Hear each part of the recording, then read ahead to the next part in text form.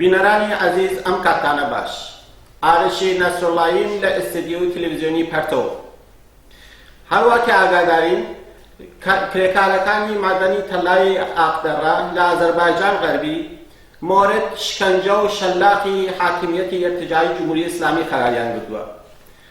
لەم بارەوە داوەتمان کردە لە هاوڕێی هومایون گودازگەر عضوی کۆمیتەی مەرکەزی حزب حکومەتیست کە تۆزیحی فرترمان بۆ بن. هاوڕێی هومایون بەخێراتی.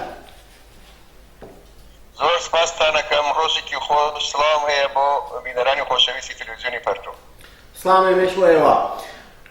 هەروەکە هەموومان دەزانین شەلاق و شکنجە و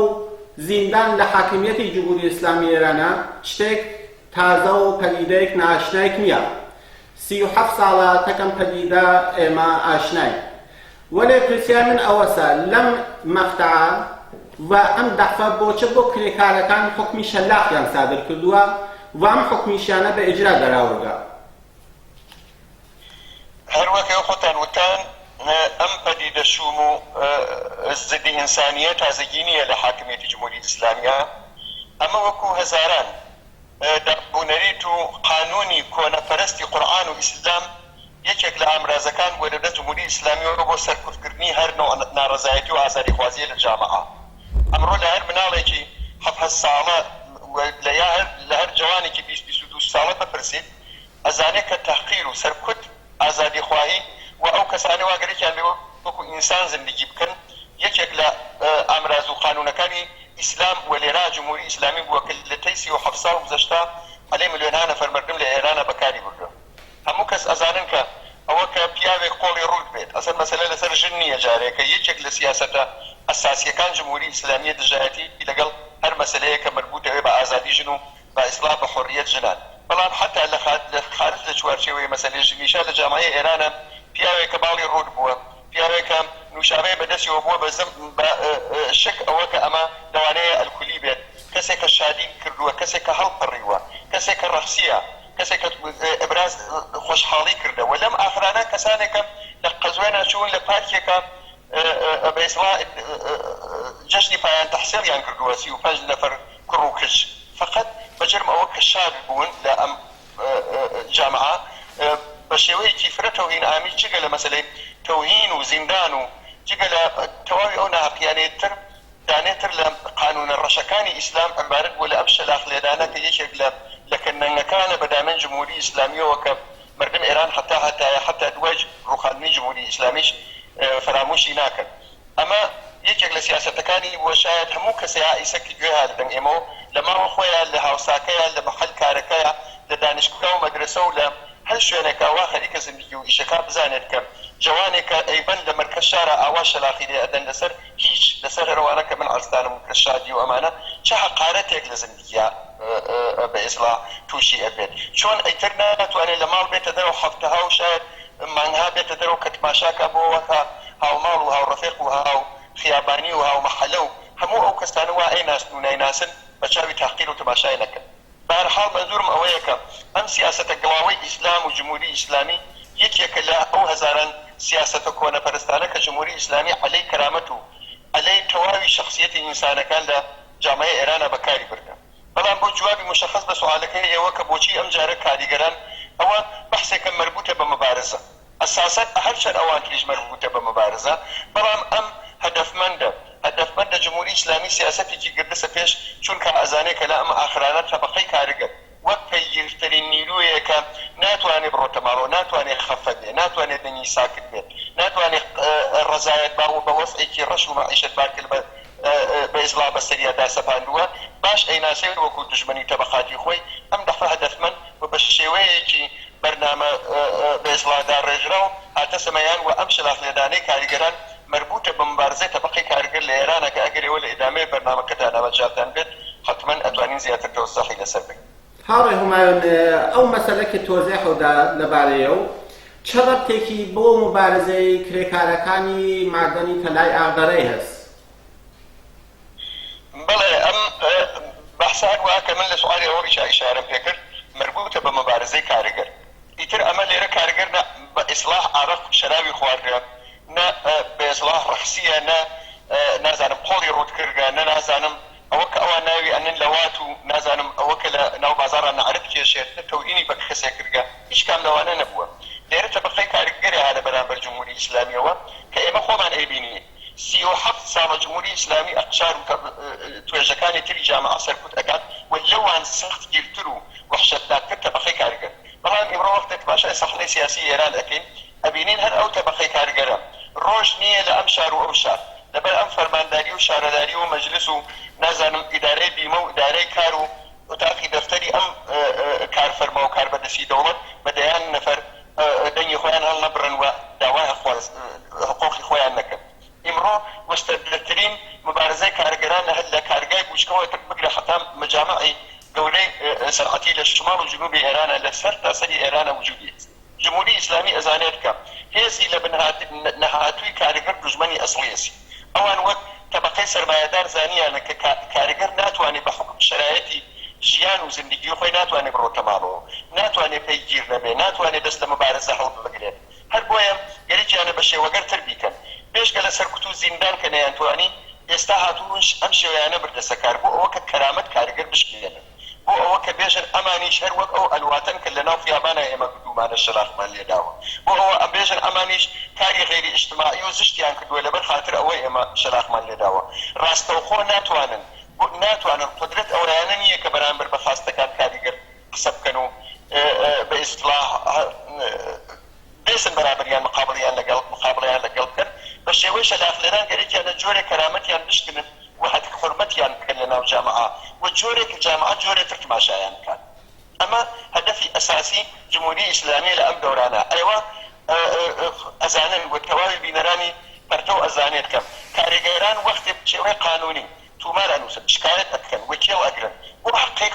خۆیان حەقی خۆیان یعنی حەقی مسلمێ تۆ کارێکت کردە پوڵەکەیان پێ نەدا بە خۆخی معاوەقە بەڵام ئەبینی کە دادگا لەوێ وجودی نییە حاکمی فڵان دادگا و فڵان قازی لەوێ لاوە بەڵام جارێک وەختێکە کارفەرما بۆ نمونە لە ئەم مەسەلەی تێکاباتێتە بەرەوە سەنماڵی تێکاباتێتە بەرەوە جمهوری ئیسلامی بۆ شکاتی کارفەرما فەورەن حازرە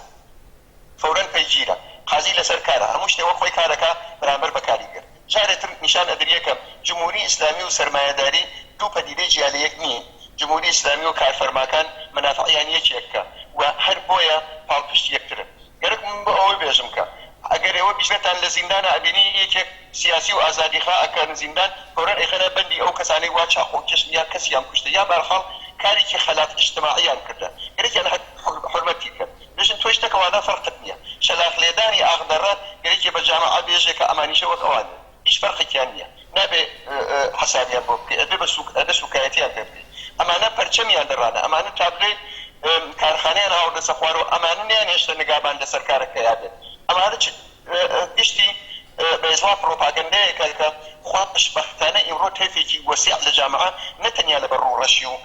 سەرکوتگەری جمهوری ئیسلامی بەڵکە لەبەر خودئاگایی خودی مردم ئەزانن کە حەقداری کاریگەر بە ئەم جۆرە بێحورمەتیانە وەکو شەلاق و ئەمانە ناتوانێت بڕێتە ژێر سوعال بە کورتی گەرەکم بێ جواب سوعالەکەەوە بەمەوە کە ئەم شەلاق لێدانە بە مەبارزە چە مەربوتە مستەقیمەن بەوە مەربوتە کە گەرێکیانە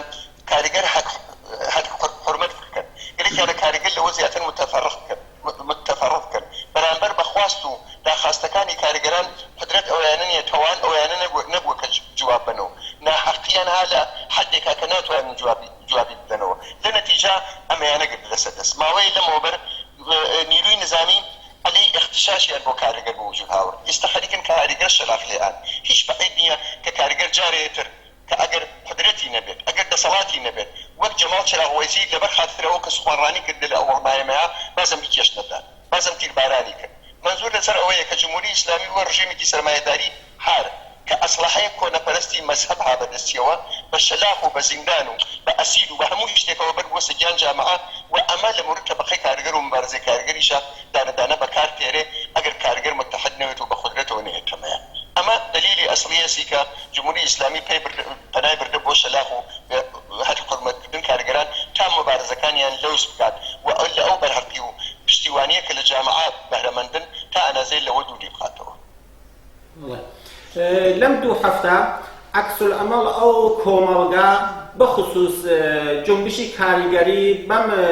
ئیجرای حکومە چە بووە؟ خۆشبەختانە كنفر وقيني جامعة نسيبي جمهوري إسلامي بوا وهروها بشهايكي مختلف له كاريجران لجي غير مختلفة هروها إمكاني هسكلا أمر ثاني إيويشو بلاو بوبيتو وهروها كل النشريات والتلفزيوني برتوا بلاو بوسوا بارتشتي أم كاريجرانا بون لمبارزة كاني أنا لأم مبارزة أنا وبتايبت برانبر بجمهوري إسلامي بو أم كارشنيعة كلش الأخلداني كاريجرانا كرديانا كاريجرانا أخضر كرديانا جمع كيزور لخلق هاتون صدق نموني مشخصي چند روشنمو بر بيرك بموابد للشاري سناك جمع زور لكاريجراني متشكل لچندين تشكلي كاريجريا بإضافة جمعية الفعالين كاريجريو بني همجر آزادي خوا توانيان اعتراضي كي علني عليه جمهوري إسلامي بو اعتراض بأم الشلاخ لراني كاريجراني كان أخذ الرب خنا الريقة بيش قالوا لسطحي سراسري ترى لنيو شراهدي علنية لنيو دنياي مجازية اعتراضوا نارزايتي بربرين برانبر بأم موضوعها الوجودي بوا البته أما سأل وقت من أولي شو بلاسم كتنيا ربطي بكاريجران ونيا بلكا يكي لأصلح كاني جمهوري إسلامي ودابو نريدي إسلامي وعليه كل جامعة ونفرت لما لنو جامعة زور شناحتت من لامكا جمهوري إسلامي بتوانت إصلاح لأنجري كسيك ويا برحقي بوخوي بوجود بيري بطور كلي أقرقركم ببيجم برانبر بمسألة شلاخ لدان نفرد لنو جامعي إيران زور وأم مشخصا لمورد كارجراني أخضروا لنيو كومالاني كي وسع لمردما وبتايبت بشايك لا نهادقر كارجريو تشكل كان عمي اعتراضات لكن روجي رابردوا برشاوكوت هاره ماين بونواني آخرين سؤال أوكسياكم لبرابري أم دس دريجي حاكميتي جمهوري إسلامي بكرامة شخصية الطبقة كريكان أشي بنظري واشي تشك بكريد وشارتس بله جوابي أم سؤاليش يا برخورد بأم بإصلاح كارشنيعي جمهوري إسلاميش هر عبارة اللي كاريكا برامبر بباقي ظلموزورك اللي طبقي كاريجر أشي لمبارزة طبقات يا بنظر من درمانيتي اتحاد ويك بارشي وإدامي مبارزة أما اشتكني بالتبليغي هيش كسك طبقي كاريجر بوي بيتا ميان هر واقع باسم كر بحكم شرائط يكهسي كاريجر مجبورة مبارزة مجبورة حتى تك مبارزة بداخل وبعجارب مجبورة ايني منفي بكات لنتيجة بويا سبايس اوكم لنيو كاريجرانا نوعي لهاودردي نوعي لاتحاد نوعي لهم بستجيب وجود بيري استاش ابي ام هم بستجيه بتوتر فكريتوا ام اتحاد ابي بصورتي تشكل هايكي قولة تردر بيت تنيالا او وقتها اتوانيكا تبقي كاريجر هناوي بشرويبكا نتنيا شلاخي جمهوري اسلامي بلك اوهم و بحقوقية كبسرية داسفاوة أو دس مزدكمة أو بأن أمنية لسكارة بإصلاح فرد أختكرني حقوقي معوقة نا أمنية كاريجران هسيان والروشنية إما نبينين لبان شو بس وكاريجر دا كوتوا يا لبيخ شاي أميقا لبر خاطر نبوني وكسيجن خفق وحزاران ناحقية تركا سرمایه‌داری بسر طبقه کارگری ایرانیات هری و از جمله مسئله شلاخ لیدن تنیا به اصلاحی اتحادی کارگر اتوانه پاشک شبه بکریت هیچ قدرت و رسالات ترناتوانه بیت کارگر نجات با مگر قدرتی خودی کارگران قدرتی متشکل و آگاهانه کارگران اما نمونه‌ای چی زور مشخص من لامایک لناو صنایع مختلفه ابو دیوانه کارگری به کارکراو به قدرتی متشکلی کارگر دوباره هاتسبیکار سرکار کارگری که بیمه په ندراو و صدمه دی له وقتی کارا با قدرتي اتحادي او كاركاني دوباره لازم توانيه كو امكاناته بدس بره ولا سي حفصالي رابط برامبر بتواوي او درند خويانا اما ديوانك اتحادي كارجري كفشتيواني جامعي لفشبوه توانيه فاشك شبكه با جمهوري اسلامي ودس اوراي كي هر چند جزئيه بدس بره لريشا فقط اما اتواني ام شيوة تازي جمهوري إسلامي فاشك شبكة بتعبد مراكزي قوري سرعتي خو قدرتي يعني كرجي حياتي جمهوري إسلامي هذا دسيانا الشيء اللي أم وقتها لهمو كسي لهمو بشكاية تفرتر إحساس مسؤوليتك وزن خطري ببويانك شلاخ لداني كاريقل لبر خاطر حقي بدهي خوي لبر خاطر بيمو لبر خاطر أوكا بيكارب ولبر خاطر أوكا إدامة جياني بوصفقوا بزن خطري ببو مراكز كاريقل وبين بإمداد أم كاريقلان ودنيا هالبر سرمایه‌داری جمهوری ئیسلامی بەکاری دێن